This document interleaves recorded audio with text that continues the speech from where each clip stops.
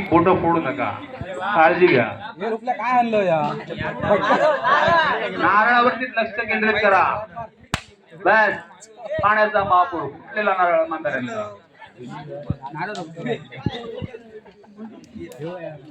किती नारळ नारळावरती कानात फटका फुटला नारळ कोणाचाच नाही फुटला नारळ. जोरदार फटका मंदाऱ्यांचा आणि नारळ त्यांचा फुटलेला आहे. त्याने नारळ त्यांना दिलेला आहे. शेवटचा नारळ शिल्लक मंदाऱ्यांचा आणि स्पर्धा आहे ते रोमांचक पालामध्ये मंदाऱ्यांनी त्यांचा नारळ फोडलेला आहे. तो नागराजांचा वर्गमित्र भाऊ आणि सुनील मंदार हे आघाडीवरती जाताना दिसत आहेत. एका मागोमागे नारळ फोडतायत ते नागराजांचा पुढचा पण नारळ फुटलेला आहे. आणि मला वाटतं त्यांना चांगला एक भारलेला नारळ मिळाला तो मंदारांना. प्रयत्न थांबायचे जरा स्पर्धा एक होते आणि हा नारळ फुटलेला आहे. मला वाटतं अशा प्रकारे एक चांगली टॉप दिलेली होती मंदार यांनी आणि विजय झाले ते नागराज. आता पुढचा सामना नाही तो भाऊ बागवे दुकानदार विरुद्ध मारलेला फटका. एकही नारळ फुटलेला नाही फुटला तरी भाऊ आरोप करताय फुटले आणि सुनील त्यांचा नारळ फुटलेला आहे. वळ्यात उघडलं टेमली पुढचा नारळ सुनील यांचा भाऊ यांचा फटका अटॅक आणि जमिनीवर आपटून त्यांचा नारळ पडलेला आहे. जमिनीवर आपटून नारळ सुनील यांचा जमिनीवर आपटून नारळ पडला. नियमांचं उल्लंघन.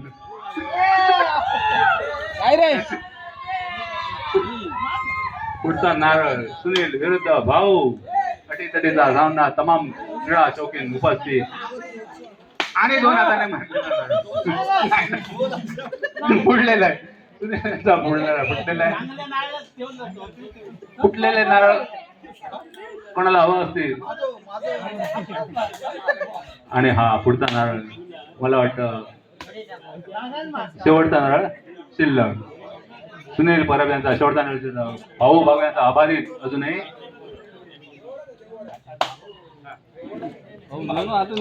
अवकाश करायला घाई करू भाऊ खाली जरा तुझा. अरे दोन नारळ आपटून पडता जमिनीवर आणि विजय झाले ते भाऊ भाऊ. फुटलेल्या नारळ जर हवे असतील तर भाऊ भागांकडे संपर्क करा. आपटून फोडले ना आपटून फोडले. विजय या स्पर्धेत भाऊ भागवे.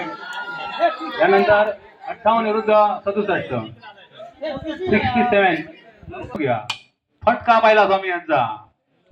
एकही नारळ फुटलेला नाही. पुढचा फटका मारण्याचा प्रयत्न सिद्धू मार स्वामी.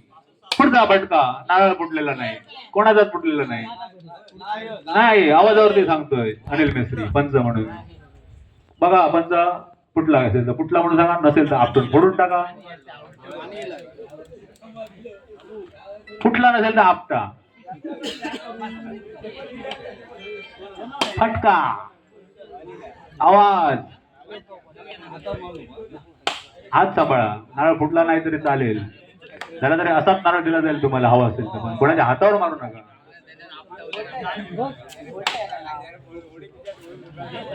सिद्धेश यांचा फुटलेला नारळ. स्वामी यांचा चांगला फटका attack attack. Coconut fruit scent attack.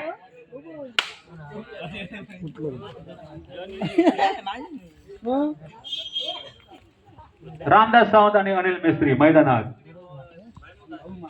पुढचा संघ पुढचा स्पर्धक हळू मारलेला फटका पण स्वामी यांचा फुटलेला नारळ.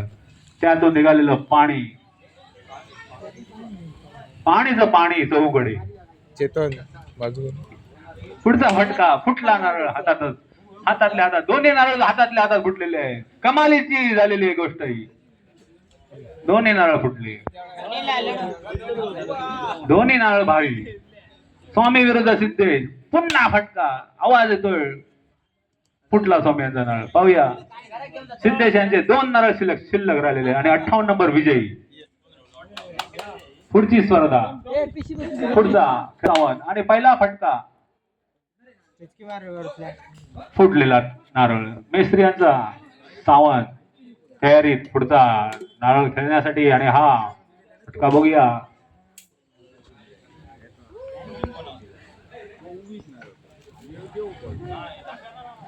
किशी काढण्यासाठी दातांचा वापर करा. कुठला नारळ आहे तो सावंत यांचा. अनिल यांनी नियोजित फटका मारला होता आणि यात यशस्वी झालेले आहे. समोरच्या नारळ पण नवीन स्पर्धक आले असतील तर त्यांनी नाव नोंदवायचे. सावंत एक वेगळा फटका मारण्याचा प्रयत्न आणि यशस्वी झालेले आहेत त्यात अनिल मेस्त्री. स्पर्धा पटपट घ्यायची आहे. 2-2 खेळाडू उतरवा मैदानात. 2-2 खेळाडू उतरवा आणि पुढचा हळू फिरवायचं नाही नारळ कोणी. हजार फिरवा नका. हाताला इजा होईल. मंडळ जबाबदार राहणार नाही.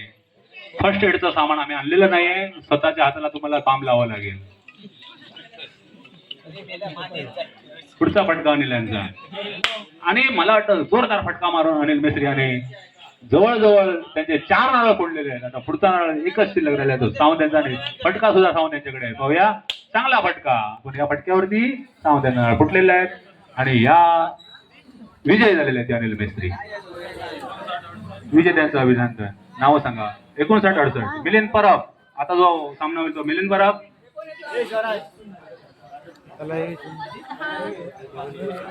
मिलिंद परब विरुद्ध गण्या. अक्षय बागवे. भाग असतो कारण कोणाच्या हातात कुठच्या थैलीतला कुठचा नारळ येईल काही माहित नसतं. तो नारळ कितपत टिकेल हे सुद्धा माहित नसतं. आणि मला वाटतं मिलिंद परब यांचा नारळ फुटलेला आहे.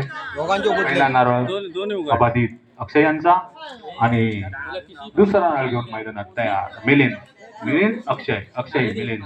अक्षयाने हा फटका मारला. हात सांभाळायचा आहे. खिशा बघायचे आणि फुटला अक्षय यांचा फुटलेला नारळ. एक नारळ फुटलेला आहे तो दोघांचा. दुसरा नारळ घेऊन मैदानात तयार. मिलिंद विरुद्ध अक्षय. हात सोडायचा नाही. हात पकडा. घट्ट पकडा. एक फटका मारेल तर दुसऱ्याने आपल्या ओंजळीमध्ये घट्ट नारळ पकडायचा आहे.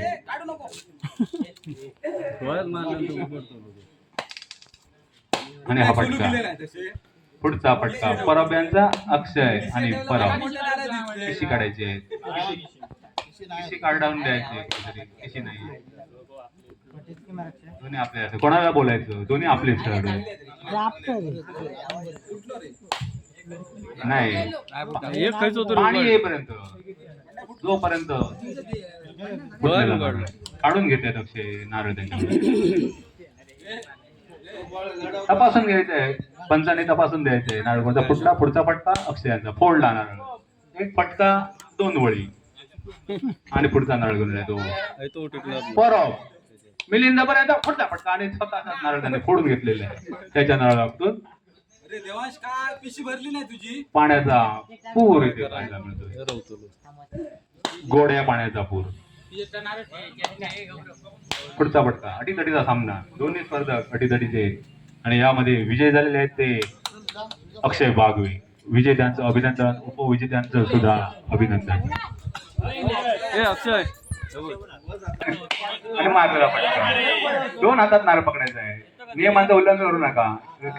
असं हा पसामध्ये नारळ पकडायचा आहे. 2 हातांमध्ये नारळ पकडायचा. इजा होता कामा नये. एकमेकाला सांभाळून.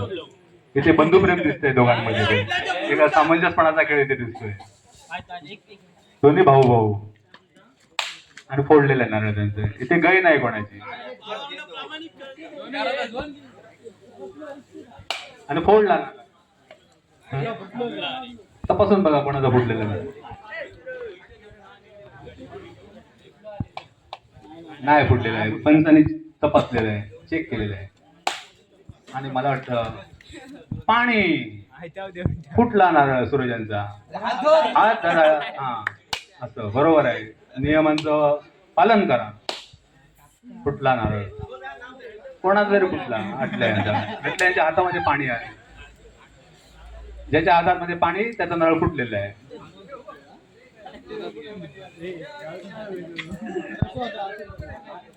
दुसऱ्या फेरीतील सामने सुरू होतील. कोणी विजेत्याने जायचं नाही. पहिल्या फेरीमध्ये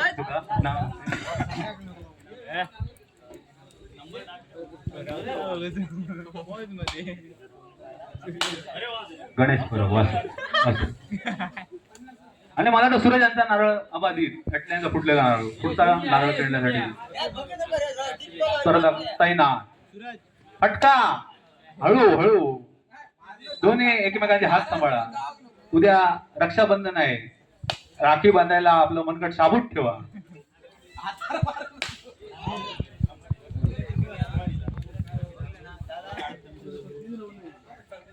आता विजयी कोण झालेले आहेत? सूरज विजय झालेले आहेत. दुसऱ्या खरेदीला सामने सुरू होतील लगेचच. 60 विरुद्ध